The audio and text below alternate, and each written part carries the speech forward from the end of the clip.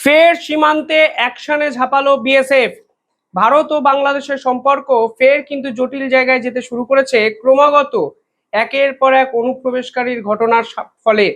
কেন আমি বলছি কথা? শুভেন্দু অধিকারীর নেতৃত্বে পশ্চিমবঙ্গে সরকার গঠনের পর বিজেপি পরিষ্কারভাবে জানিয়ে দিয়েছিল যে ৪৫ দিনের মধ্যে সীমান্তে কাঁটাতার দেওয়া সম্পূর্ণ হবে। অর্থাৎ অবৈধ অনুপ্রবেশকারী ইস্যুতে কোনো ধরনের রেয়াত করা হবে না, তা কিন্তু স্পষ্ট বোঝা গেছিল পশ্চিমবঙ্গ সরকারের ভূমিকায়। ভারত সরকার কিন্তু ঘোষিত এই নীতি নিয়েছে যে কোনো অবস্থাতেই অনুপ্রবেশকারীকে প্রশ্রয় দেওয়া হবে না। আর এরপর ধারাবাহিকভাবে বিএসএফ সীমান্তে অ্যাকশন চালাচ্ছে এবং এর জন্য ভারতের জাতীয় সুরক্ষা শুধুমাত্র সুরক্ষিত হবে তা নয়, আন্তর্জাতিক স্তরেও কিন্তু ভারত পরিষ্কারভাবে অনুপ্রবেশকারী নিয়ে এক কড়া বার্তা দিতে শুরু করেছে। কাল যে ঘটনা ঘটেছে তা ঘটেছে লালমনিরহাট সীমান্তের কাছে। এই লালমনিরহাট কিন্তু অত্যন্ত সেন্সিবল একটা প্লেস। এখানে কিন্তু বাংলাদেশ একটা এয়ার বেস তৈরি করার চেষ্টা করেছে এবং পাকিস্তানের সঙ্গে তারা একত্রে ছলচাতুরি করে মোহাম্মদ ইউনূসের সময় এই লালমনিরহাট এয়ার বেসেই তারা তাদের সামরিক ঘাঁটি তৈরি করতে চেয়েছিল শুধুমাত্র ভারতকে চমকানোর জন্য। আর আজকে দেখুন, সময়ের নিয়ম অনুসারে ভারত এই লালমনিরহাট এয়ারবেসের কাছাকাছি সীমান্তের সম্পূর্ণ কন্ট্রোল নিতে পূর্ণ দমে কিন্তু ঝাঁপিয়ে পড়ল। কালকে একদল পাচারকারী ফের লালমনিরহাট সীমান্তে দিয়ে ভারতের দিকে ঢোকার চেষ্টা করলো এবং বিএসএফ এর পক্ষ থেকে গুলি চালানো হলো। সেই গুলিতে প্রাণ যায় এক অবৈধ পাচারকারীর, যার নাম মোহাম্মদ খানে বুল। তার বয়স 25 বছর। এবং আমি বারবার যে ভিডিওটা আপনাদের সামনে বলার চেষ্টা করছি ভিডিওতে, সেটা হলো এদের বয়সটাকে লক্ষ্য করুন, তাহলেই বুঝবেন এরা কিভাবে ছোটবেলা থেকে ইসলামী উগ্রবাদী চিন্তাধারায় চিন্তিত হয়ে, ভাবধারায় ভাবিত হয়ে এই ধরনের জিহাদি মূলক কাজকর্মে নিজেদেরকে নিযুক্ত করেছে।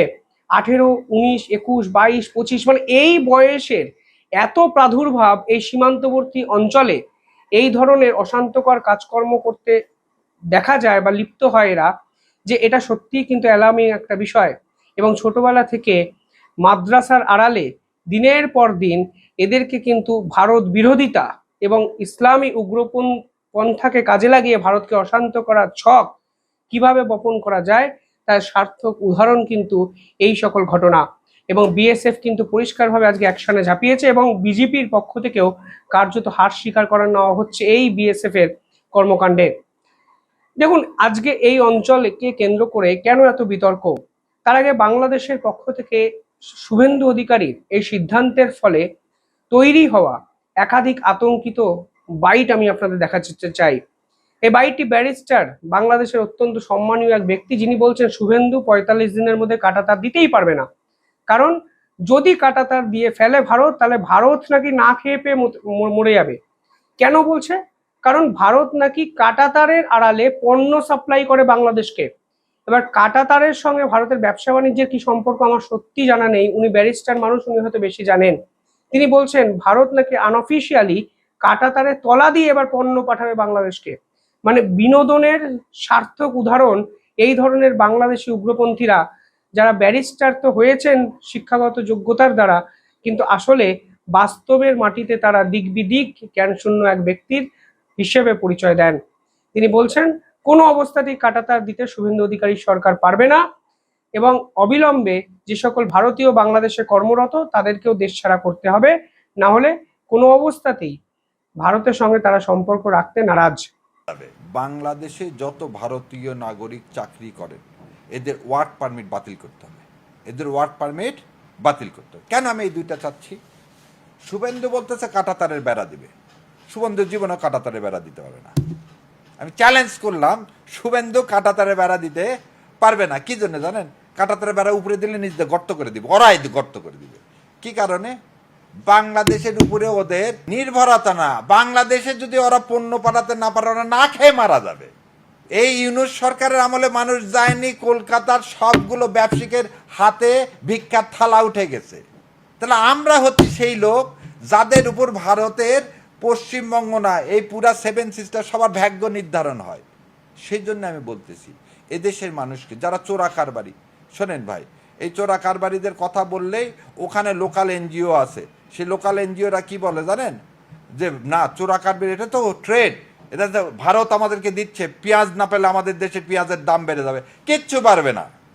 কাল থেকে বরং এই টাকা কি করে, এই চোরা কারবারির টাকা নিয়ে যে আপনার এলাকার এমপিকে টাকা দেয়। কে দেয় জানেন? টাকা দেয়। ওপারের বিএসএফ আপনার এমপিকে টাকা দেয়, যাতে কি করে ভারতের পক্ষে দুটা কথা বলে। সেই এমপি, সেই দলের নামই হচ্ছে আওয়ামী লীগ। অর্থাৎ পশ্চিমবঙ্গ সরকারের এই সিদ্ধান্ত আন্তর্জাতিক স্তরেও কিন্তু ঝড় তুলেছে। এবার এই কাঁটাতারের রিসেন্ট যদি স্ট্যাটাসটি দেখেন, তাহলে দেখবেন এই মুহূর্তে ভারত এবং বাংলাদেশের মধ্যে প্রায় 569 কিলোমিটার জায়গা কিন্তু এখনো কাঁটাতার দেওয়া সম্ভব হয়নি মমতা ব্যানার্জি সরকারের জন্য। এর মধ্যে 112.78 কিলোমিটার জায়গা কাঁটাতার দেওয়ার জন্য উপযুক্ত নয়। এই জায়গাগুলো ভঙ্গুর, খাড়া, নদীমাতৃক দেশ, ফলে এই জায়গায় কাঁটাতার দেওয়া সম্ভব নয়। বাকি থেকে গেল 456.20 কিলোমিটার জায়গা। এর মধ্যে ওয়েস্ট বেঙ্গল সরকার মাত্র 77 কিলোমিটার জায়গা এখনো অবধি সরকারের হাতে, কেন্দ্রীয় সরকারের হাতে হস্তান্তর করে। অবশিষ্ট থেকে যায় 378.289 কিলোমিটার জায়গা।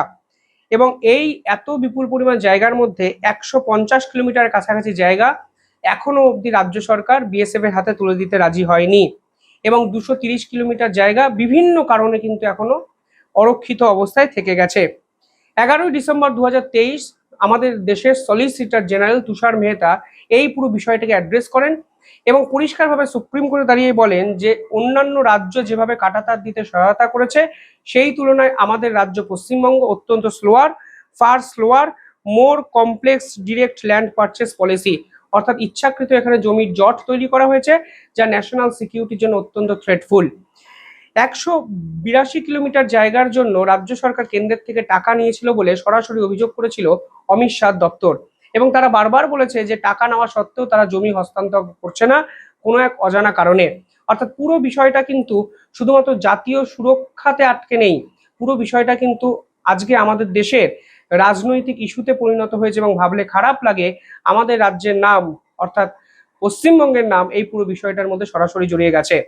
দেখুন ন্যাশনাল সিকিউরিটি ইস্যু কেন গুরুত্বপূর্ণ হয়ে যাচ্ছে। কিছুদিন আগে বিএসএফ এর দুটো ক্যাম্পের কাছে বিস্ফোরণ হয় এবং আজকে খবরে প্রকাশিত হয়েছে যে এর সঙ্গে সরাসরি পাকিস্তান, আইএসআই এবং একাধিক উগ্রবাদী শিখ সংগঠন জড়িত। এবং পরিষ্কারভাবে বলা হচ্ছে যে বিএসএফ পাঞ্জাবের যে ফ্রন্টিয়ার হেডকোয়ার্টার এবং বিএসএফ এর চকের কাছে যে বিস্ফোরণ হয়েছে তা আসলে আন্তর্জাতিক শত্রুপক্ষের ষড়যন্ত্র। অর্থাৎ আমাদের দেশের সুরক্ষা সত্যি এখন প্রতিনিয়ত আরো ভয়াবহ জায়গায় যেতে শুরু করেছে এবং এটাই নিয়ম, যত আপনি প্রগতিশীল হবেন, যত উন্নতি করবেন, তত আপনার আন্তর্জাতিক শত্রুরা ঘিরে ধরবে। কখনো পাকিস্তান এবং বাংলাদেশকে কাজে লাগিয়ে ভারতকে অশান্ত করার চেষ্টা ক্রমাগত আইএসআই করেছে এবং সেই চেষ্টা সমূলে উৎপাটন করার জন্য কাঁটাতার দেওয়া প্রয়োজন, যা পশ্চিমবঙ্গ সরকার এবং কেন্দ্র সরকার একত্রে করছে, যা অত্যন্ত গুরুত্বপূর্ণ আজকের দিনে দাঁড়িয়ে। এবং বিএসএফ সীমান্তে ক্রমাগত অ্যাকশনে ঝাঁপাচ্ছে, এর ফলেও বাংলাদেশিরা রীতিমতো আতঙ্কিত। অবৈধ অনুপ্রবেশকারী থামবে কি থামবে না সেটা পরের প্রশ্ন, কিন্তু ভারতীয় সেনাবাহিনী যে তৎপরতা দেখাচ্ছে তাকে কিন্তু কুর্নিশ জানাতেই হচ্ছে। আপনারা কিভাবে দেখছেন কমেন্টে জানাবেন। দেখতে থাকুন দ্য ইন্ডিপেন্ডেন্ট বেঙ্গল। ধন্যবাদ।